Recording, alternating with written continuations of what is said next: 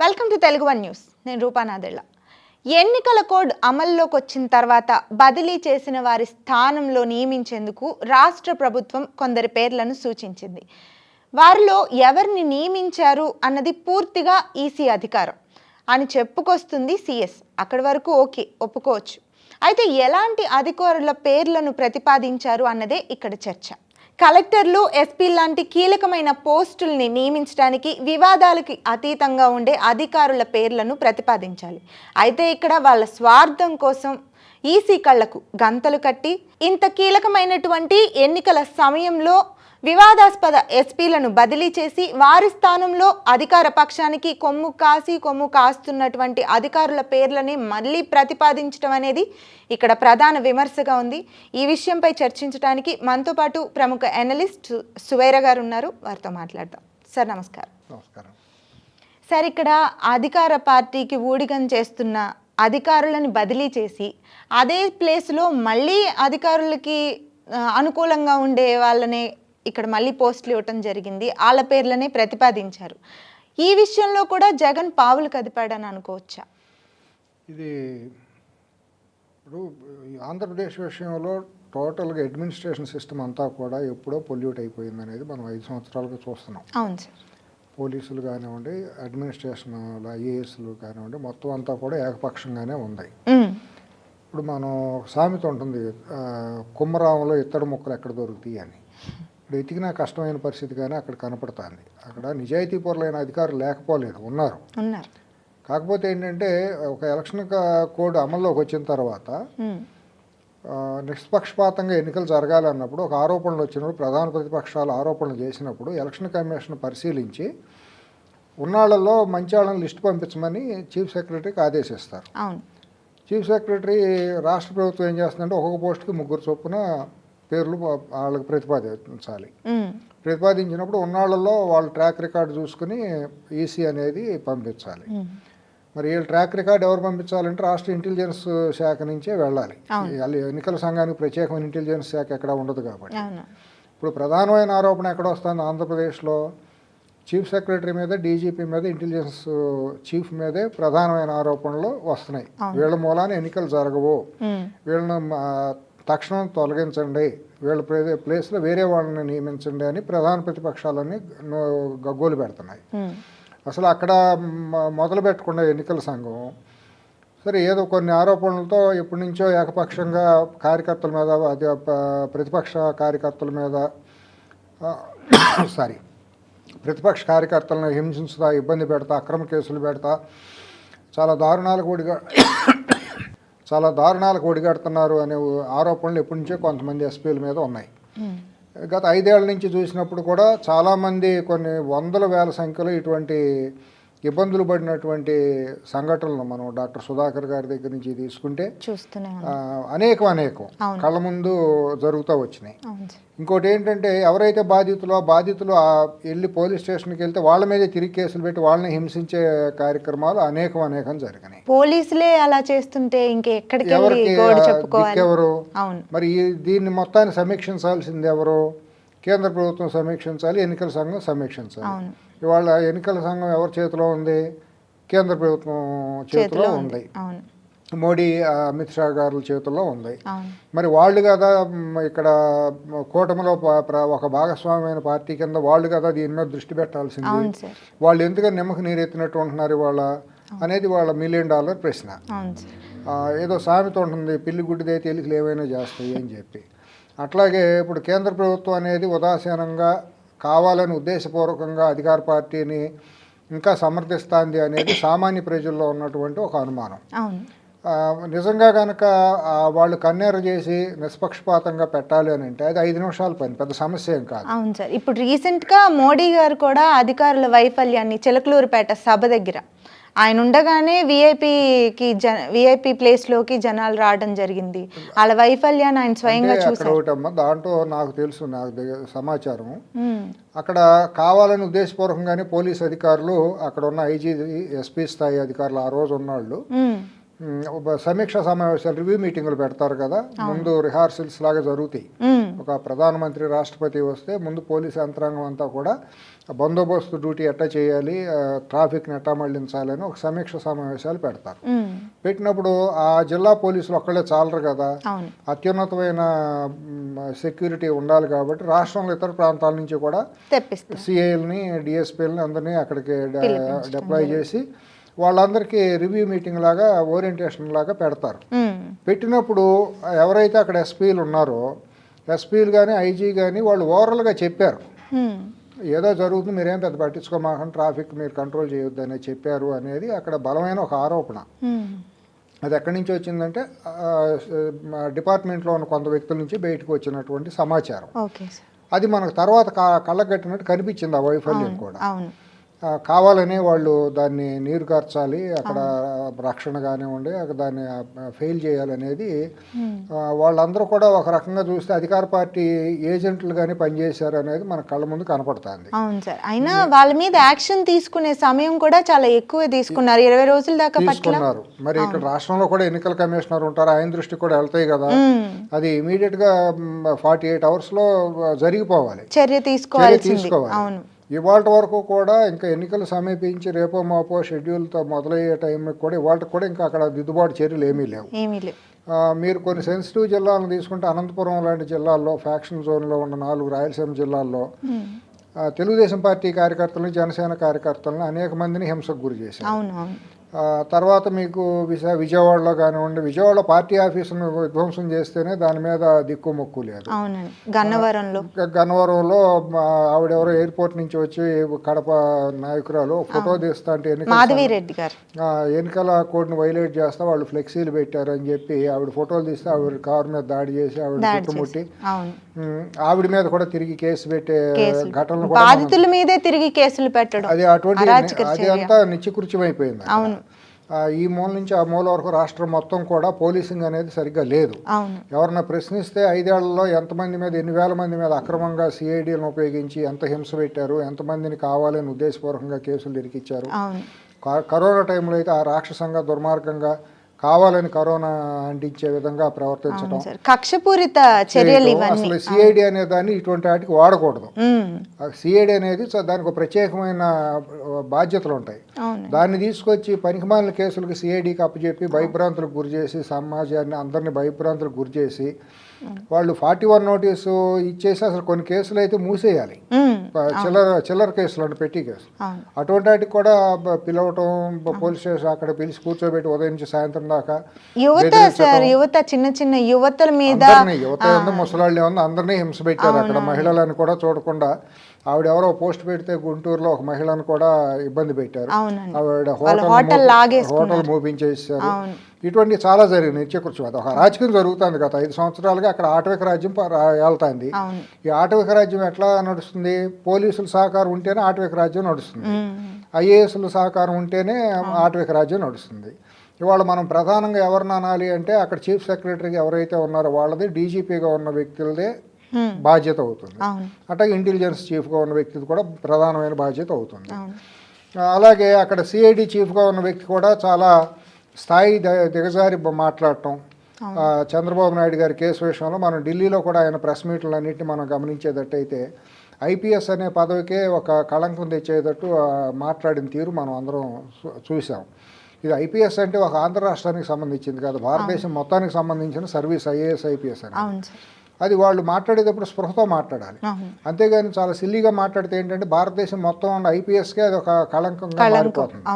ఆ రకంగా వీళ్ళు ప్రవర్తిస్తున్నారు. అక్కడ హుందాతనం కానీ దానికి ఒక డెకారమ్ డీసెన్సీ అనేది ఏమీ లేకుండా వీళ్ళు చాలా బార్బెరిక్గా ప్రవర్తిస్తున్నారు కొంతమంది అనేది మనం ఇక్కడ చూస్తున్నాం. నిన్నగాక మొన్న ఇంకోటి ఏంటంటే పత్రికల్లో కొన్ని ఆరోపణలు వచ్చినాయి.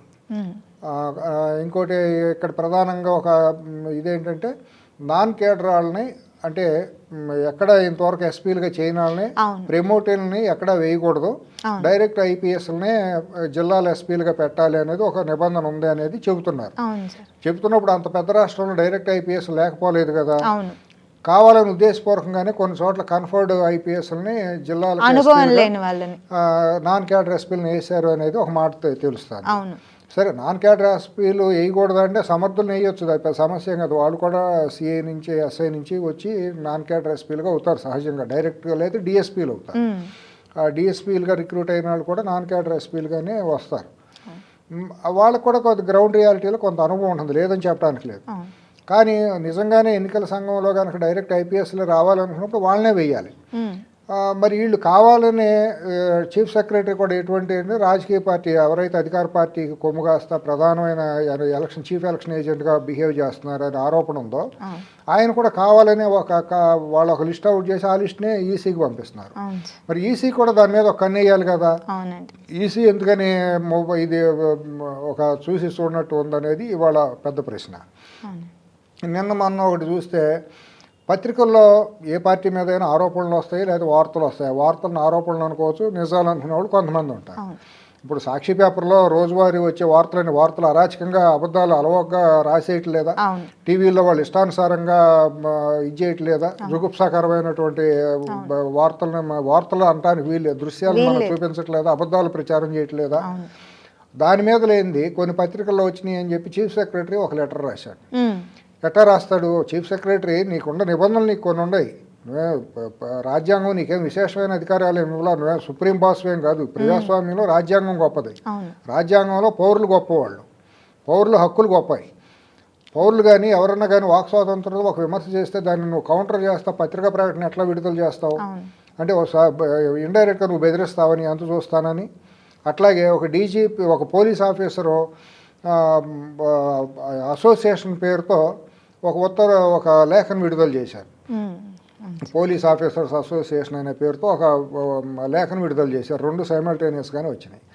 అసలు ఎన్నికల పోలీస్ ఆఫీసర్ల అసోసియేషన్ అనేది ఏమన్నా ఒక రిలీజ్ చేయాలంటే, అటువంటి లెటర్ రిలీజ్ చేయాలంటే ప్రధానంగా అందరూ సర్వసభ్య సమావేశం లేదా ఎగ్జిక్యూటివ్ బాడీ సమావేశం పెట్టుకుని దీని మీద ఒక లెటర్ విడుదల చేయండి, మనకు డిఫార్మేషన్ అంటే పొరుగు నష్టం జరిగే వ్యాఖ్యలు జరిగినాయి లేదా నష్టం జరుగుతుంది కాబట్టి ఒక తీర్మానం చేసి అధ్యక్షుడు జనరల్ సెక్రటరీ పేరుతోనూ లేఖ విడుదల కావాలి. కానీ నిన్న విడుదల చేసిన ఒక ఐపీఎస్ ఆఫీసర్కి అసలు ఎటువంటి అనుమతి, అసోసియేషన్ అనుమతి ఉన్నట్టుగానే ఎక్కడా కూడా లేదు. ఆయనంతటా ఆయన ఒక ఎగ్జిక్యూటివ్ బాడీ మెంబర్గా ఒక లేఖ విడుదల చేసేస్తారు. అంటే మీరు మిస్యూజ్ చేసేస్తారా అసోసియేషన్ని? కొన్ని 70-80 ఏళ్ళుగా ఐఏఎస్ ఐపీఎస్ల అసోసియేషన్ చాలా ఉన్నతంగా పనిచేస్తూ వచ్చినాయి. వాళ్ళలో వాళ్ళకి ఏంటంటే అందరికీ ఏదైనా సమస్యలు ఉంటే మాట్లాడుకోవడం కోసం ఎవరికాళ్ళు ఉద్యోగులు ఎన్జిఓలు ఎట్లా ఉంటారో, గజిటెడ్ ఆఫీసర్ అసోసియేషన్ ఎట్లా ఉంటుందో అలాగే ఐఏఎస్ ఐపీఎస్లు కూడా రెండు విడివిడి అసోసియేషన్లు ఉంటాయి. ఉన్నప్పుడు వాళ్ళ హుందాతనంగా ప్రవర్తించాలి కదా.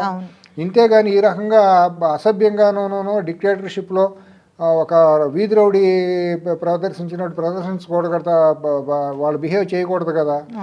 ఆ లెటర్లు రాయటం అనేది ఏమవుతుంది, వీళ్ళు ఇంకా బహిరంగంగా బరిదెగించేసి అధికార పార్టీకి ఇంకా కొమ్ము కాస్తున్నారు అనేది ప్రజలందరూ అనుకునే పరిస్థితి ఏర్పడింది. అది మరి ఎన్నికల సంఘం దృష్టికి వెళ్ళలేదా? మరి అక్కడ ఉన్న ఐఏఎస్ ఒక పెద్ద సీనియర్ ఐఏఎస్ ఆఫీసరే స్టేట్ ఎలక్షన్ కమిషనర్గా ఉంటారు. మరి ఆయన చూసి ఆయన పిలిచి మాట్లాడాలి కదా. ఆయన దృష్టికి వెళ్ళటం ఎట్లా వెళ్తుంది? ఎవరైనా కంప్లైంట్ ఇస్తే వెళ్ళాలి, లేదంటే పత్రికల్లో వచ్చిందని కూడా సుమోటోగా కూడా ఆయన తీసుకునే హక్కు ఆయనకు ఉంది. ఆయన ఇప్పుడు ఎలక్షన్ నోటిఫికేషన్ వచ్చిన తర్వాత ఎన్నికల ప్రక్రియ ముగిసే వరకు కూడా ఆయనే సుప్రీం అథారిటీ. మరి ఆయన విశేషమైన అధికారాలు ఉన్నప్పుడు ఆయన ఉపయోగించాలి కదా. ఇదేంటంటే యాతావాత చూస్తా అంటే ఆంధ్రప్రదేశ్లో ప్రజాస్వామ్యం అపహాస్యం పాలైపోతుంది. దీంట్లో ప్రధాన పాత్ర బీజేపీ వహించి తీరాలి. బీజేపీ కనుసన్నల్లోని ఇది నడుస్తుంది. బీజేపీ అక్కడ ఆంధ్రప్రదేశ్ నాయకత్వం కూడా దీని మీద తన వైఖరిని ఏంటో చెప్పాలి. అక్కడికే ఆవిడ పురంధేశ్వరి గారు ఒక పెద్ద లేఖ రాశారు కేంద్రానికి, ఈ రకమైన ఆరోపణలు ఉన్నాయి, వీళ్ళందరినీ తొలగించండి అని. ఆవిడ బాధ్యత ఆవిడ నిర్వర్తించారు, ఆవిడని మనం ఏమీ అంటానికి వీల్లేదు. కానీ ఇక్కడ రాష్ట్రానికిను కేంద్రానికి మధ్య ఏముంది, భగవంతుడికి భక్తుడికి అనుసంధానం దర్బార్ బత్తి అన్నట్టు అక్కడ ఢిల్లీకిను అమరావతికి మధ్య ఎవరు క్రియేట్ చేస్తున్నారు? ఆర్ఎస్ఎస్లో ఉన్న కొన్ని శక్తులు క్రియేట్ చేస్తున్నాయా? బీజేపీలో ఉన్న కొంతమంది నాయకులు కావాలని ఉద్దేశపూర్వకంగానే మిస్లీడ్ చేస్తున్నారా? ఏదో జరుగుతుంది అక్కడ. లేకపోతే అంత ఇదిగా ఇటువంటి తప్పుడు పనులు జరగవు. మనం బీజేపీ అధ్యక్షురాలని మనం తప్పనడానికి లేదు, బీజేపీ కార్యవర్గాన్ని కూడా మనం ప్రస్తుతం ఉన్నదాన్ని మనం తప్పట్టడానికి వీల్లేదు. కొంతమంది ఈ శక్తులు కుట్రదారులు అవును. ఎవరైతే అధికార పార్టీ వైఎస్ఆర్సీపీకి తొత్తులుగా మారిన బీజేపీలో కొంతమంది ఉన్నారో వాళ్ళు వీళ్ళు ఏకమైపోయి తప్పుడు నివేదికలు అంటే ఇండైరెక్ట్గా ప్రైవేటు నివేదికలు వాళ్ళు ఢిల్లీలో ఉన్న అధికార పార్టీకి పంపించడం ద్వారానో లేకపోతే ఢిల్లీలో ఉన్న పెద్దలకు వేరే తప్పుడు సమాచారం చేరవేయటం ద్వారానో ఏదో మొత్తానికి ఇక్కడ నష్టం జరుగుతుంది. అవును. ఈ నష్టం జరిగితే రేపు తీవ్రంగా అనుభవించింది ఎదుర్కోవాల్సింది బీజేపీనే. అవును. బీజేపీ ఇదే పరిస్థితిలో కనుక కంటిన్యూ అయితే ఎన్నికలకు కనుక వెళ్తే ఇదే పరిస్థితి కొనసాగితే ఎన్నికలకు వెళ్తే తెలుగుదేశానికి వచ్చే నష్టం ఏమీ లేదు. జనసేన తెలుగుదేశం వాళ్ళు ఎట్టి పరిస్థితులను ఎవరు అవునన్నా కాదన్నా అధికారంలోకి 120 110తోనో అధికారంలోకి వస్తారు, 125తోనో వస్తారు, లేకపోతే ఇంకా 5-10 ఎక్కువ రావచ్చు.